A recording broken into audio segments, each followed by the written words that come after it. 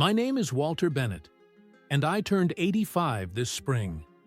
I used to think I was one of the lucky ones, because by every measure I was told mattered, I had made it. It took me most of my life to understand that the very thing I called success was quietly taking everything else away.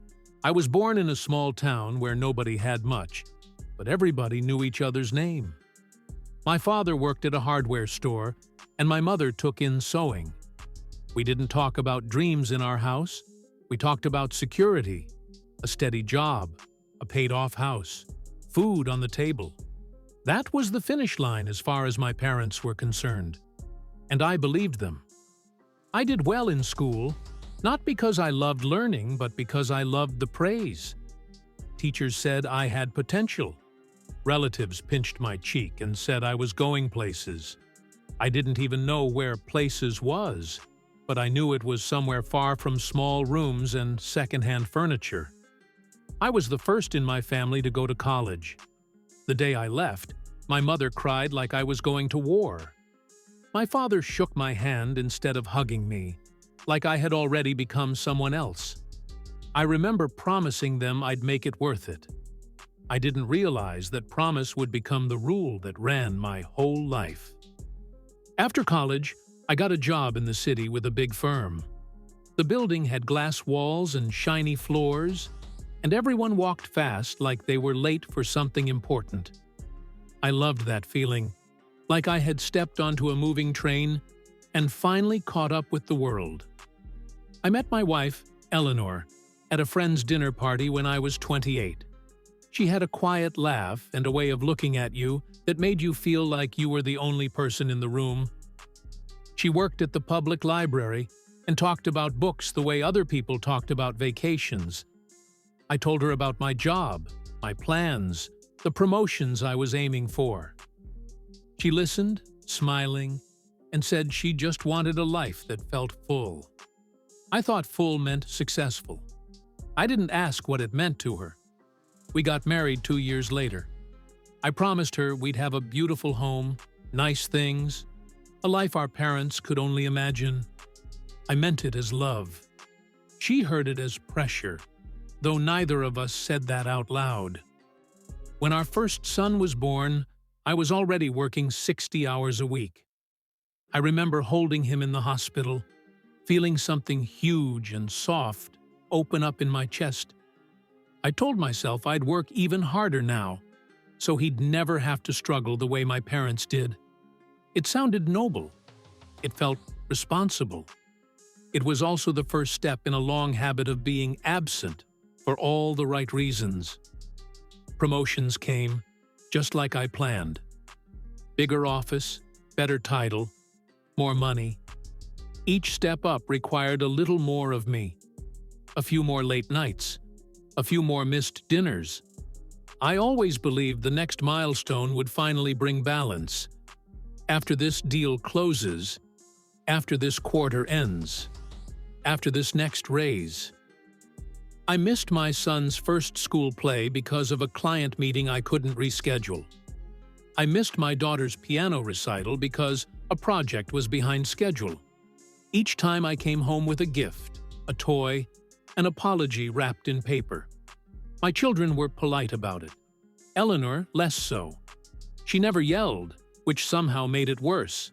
She just said, "They looked for you in the audience," and went back to washing dishes. At work, I was respected. People listened when I spoke. My opinion carried weight. At home, I slowly became a guest who paid the bills. I told myself this was temporary. I told myself they would understand someday.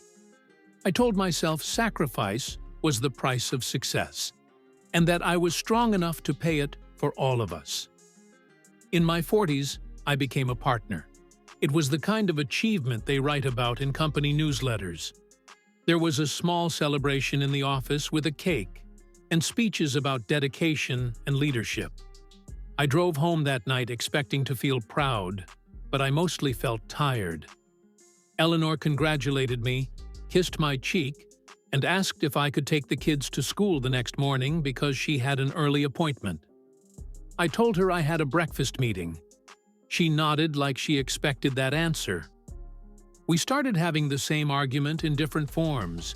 She would say she felt like she was raising the children alone. I would say I was doing all this for the family. She would ask, "For which family? The one that sees you? Or the one you imagine in the future?" I never had a good answer, so I worked later the next night. My children grew up in snapshots, school photos on the wall, report cards on the fridge, stories told to me secondhand at the end of long days when I was half listening. I knew their grades, their colleges, their career plans. I did not know their fears, their friends, or the sound of their laughter when they forgot to be polite. When my son left for university, he shook my hand like my father once shook mine. That should have told me something, but I was too busy being proud that he got into a good program. By the time I was in my 50s, we had the big house, the nice cars, the vacations that looked good in photos. From the outside, it was the life people envied. Inside, Eleanor and I moved around each other like careful co-workers. No big fights, just a quiet distance that settled into the furniture. One evening she said, very calmly, that she felt lonely in her own marriage. I responded with numbers, retirement accounts, college funds, the value of the house. I laid out the proof that I loved her, all in financial terms. She listened, then said, "I never wanted to be well provided for, and emotionally alone. I wish I could tell you that was the moment I changed. It wasn't. I told myself she was going through a phase, that once I slowed down, things would improve. I just had to get through a few more busy years. But life doesn't wait politely while you finish your work." Eleanor got sick in her early 60s. Nothing dramatic at first, just fatigue, small pains, doctor visits that led to more tests. I went to some appointments, but not all. There were deadlines. She told me not to worry, that she didn't want to be a burden. I accepted that too easily. When the diagnosis finally came, it was serious. Suddenly, the calendar that had ruled my life meant nothing. Meetings were canceled. Calls went unanswered. I sat in hospital rooms holding her hand, wishing I could trade every late night at the office for one more ordinary evening at home years ago. We had long talks then, the kind we should have had decades earlier. She told me she knew I loved us in the only way I understood, by trying to build a life that looked secure from the outside. She also told me she had spent years feeling like she came second to a job that would replace me in a week if I disappeared. She wasn't cruel about it. That almost made it harder to hear. She passed away on a quiet Tuesday morning, with the sun coming through the blinds. I remember thinking the world looked exactly the same, which felt like an insult.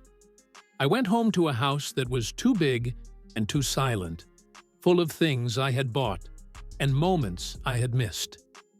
After the funeral, people said I had been a good provider, a hardworking man, a success. I nodded and thanked them.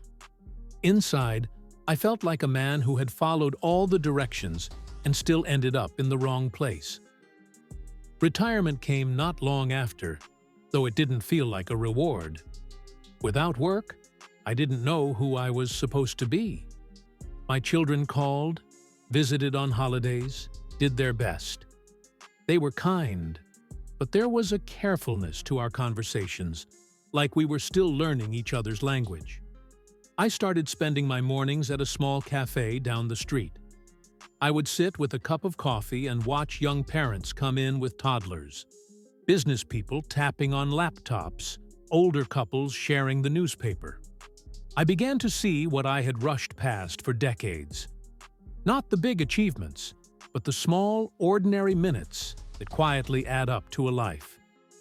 Success, as I had defined it, was always somewhere else.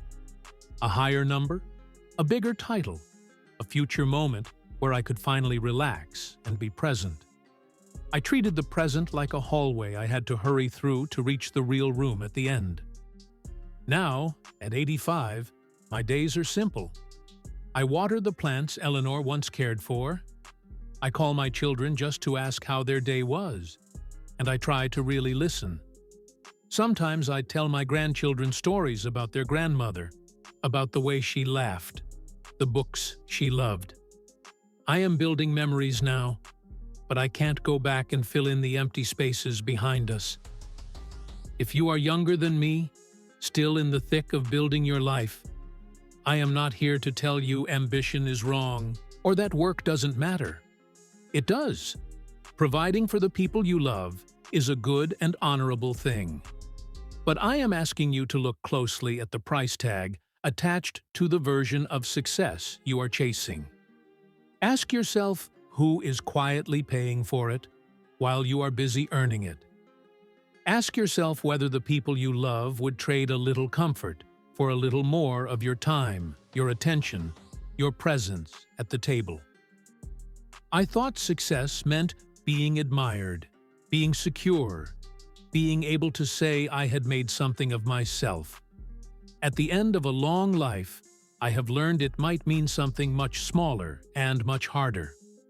Being there, again and again, for the ordinary moments that don't look important at the time. If I could sit across from my younger self, I wouldn't tell him to work less, just to rest more. I would tell him to look up from his desk long enough to notice who was slowly getting used to his absence. You still have time to do that.